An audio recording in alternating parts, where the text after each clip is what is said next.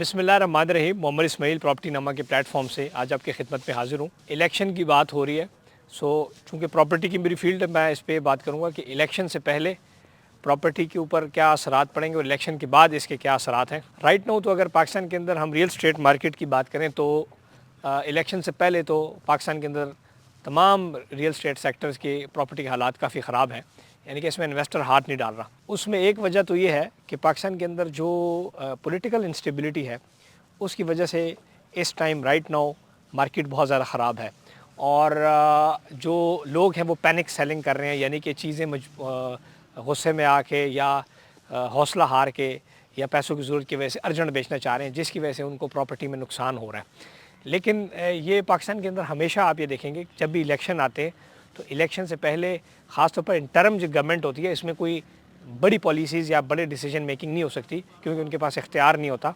जिसकी वजह से बहुत सारी चीज़ें लटकी होती हैं। अब जब इलेक्शन हो जाएंगे, ये समझने की बात है कि इलेक्शन के बाद क्या होगा, यानी कि आपने अगर कहीं भी प्रॉपर्टी ख़रीदी है, घर, प्लॉट, फाइल, फ्लैट, कुछ भी, इलेक्शन के बाद उसका क्या फ़ायदा होगा।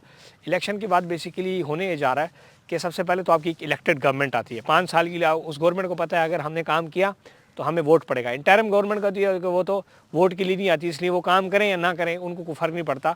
लेकिन जो इलेक्टेड गवर्नमेंट है, चाहे जिस भी हुकूमत जिस भी पार्टी की आए, वो ये होता है कि वो कहते हैं कि हम 5 साल काम करें ताकि आगे हमें वोट मिले और पाकिस्तान के अंदर रेवेन्यू आए। फिर वो रेवेन्यू के लिए FDI के लिए, फॉरेन डायरेक्ट इन्वेस्टमेंट के लिए वो स्टेप्स लेती है जो स्टेप्स एक मुल्क के लिए या कौम के लिए फ़ायदा मंद साबित होते हैं, जिसके अंदर एक एमनिस्टी वो ले आते हैं। एमनिस्टी उसको कहते हैं, यानी कि जब हुकूमत ये कहती है कि आप अपना ब्लैक मनी वाइट मनी करें और उस पर 10% या 5% टैक्स दें, सो वो तमाम लोग जिन्होंने टैक्स नहीं दिया और उनके पास काला धन है वो मार्केट में लोग फेंकते हैं और वो ज़्यादातर सबसे ज़्यादा रियल स्टेट में फेंका जाता है, क्योंकि रियल स्टेट में पैसा वाइट इजीली हो जाता है।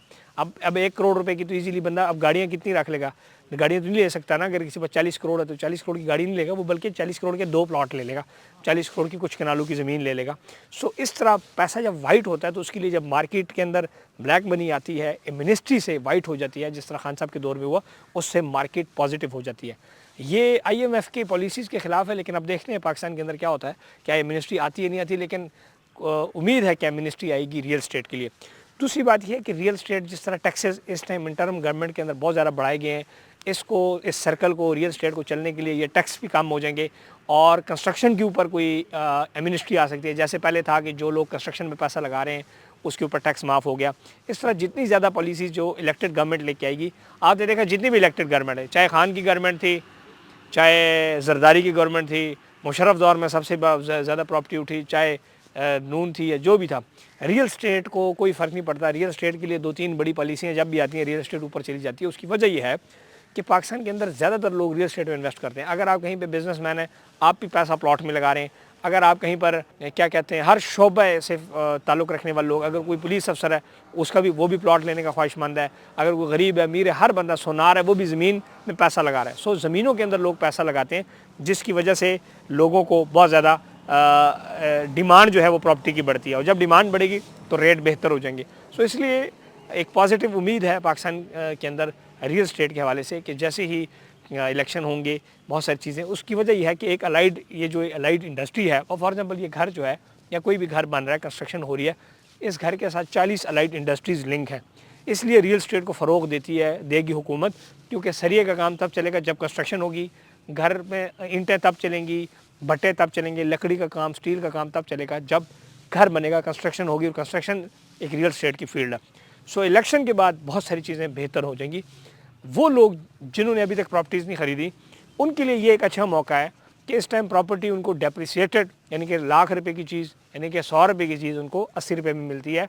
जिसने वापस लाख पे भी जाना है और लाख से ऊपर भी जाना है, सो एक अच्छा 30 से 40% साल 1.5 साल के अंदर उनको प्रॉफिट हो सकता है। ये डिपेंड करता है कि वो किस किस्म की प्रॉपर्टीज़ में इन्वेस्ट करते हैं। अब बैरियर टाउन में अगर आप प्लॉट लेते हैं या फ्लैट लेते हैं, शॉप्स लेते हैं, लेकिन किसी भी जगह पर आप प्लॉट या प्रॉपर्टी या इंस्टॉलमेंट पे अगर कोई प्रॉपर्टी लें तो उसमें सारी चीज़ें आपने देख के इन्वेस्टमेंट करनी है, कहीं पर लालच में नहीं आना, सूद वाली प्रॉपर्टी से बचना है जो आजकल कहते हैं करोड़ 2 लाख रुपये रेंट लो। अब आजकल उन्होंने भी कहना बंद कर दिया, वो भी उसको शरई और पता नहीं इस्लामी नाम देने लग गए, लेकिन चूँकि उसमें बहुत सारे लोगों के साथ फ्रॉड हो गया, वहाँ से भी लोग का दिल टूटा। सो इस तरह आप अच्छी लेजिटिमेट इन्वेस्टमेंट्स करेंगे तो इंशाल्लाह आपको फ़ायदा होगा। अदरवाइज़ जैसे पहले लोगों का हाल था वही हाल आपका होगा, और जिस तरह लोगों को नुकसान हमेशा हुआ आपको भी नुकसान होगा। इसलिए हमेशा आप जब भी इन्वेस्टमेंट करेंगे, फ़ायदा आपने उस चीज़ में इन्वेस्ट करना है जो कि एक मार्केट वैल्यू के ऊपर आपको इन्वेस्टमेंट मिल रही हो। अदरवाइज़ आप जो है ना सिर्फ़ और सिर्फ अपना पैसा ही ज़ाया करेंगे, जैसे कि बहुत सारे लोग कर रहे हैं। इसलिए एडवाइसेस को पूरा माने, वीडियोस देखें, चैनल सब्सक्राइब करें। तमाम पॉइंट्स, रियल स्टेट के तमाम शोबे, रियल स्टेट के तमाम पहलू के ऊपर मैंने हमेशा बात की है, पॉजिटिव बात की है। इसलिए आप हमें पसंद भी करते हैं, लाइक भी करते हैं और हमारे साथ जो है कोऑपरेशन भी करते हैं और हमारे ऊपर ट्रस्ट भी करते हैं। इसीलिए आपके लिए जितनी भी बातें आ रही हैं ये सब आपके फ़ायदे की हैं। इंशाल्लाह इसको समझें और इस पे अमल करें। आप सबका बहुत शुक्रिया। चैनल को सब्सक्राइब करना, लाइक करना और शेयर करना ना भूलें। शॉर्ट वीडियोज़ के लिए फेसबुक पे भी आप मुझे फॉलो करें और टिकटॉक के ऊपर भी ज़रूर फॉलो करें। वहाँ पर भी मैं छोटी वीडियोज़ कम वक्त में आपको बहुत सारी चीज़ें समझा रहा हूँ। Thank you.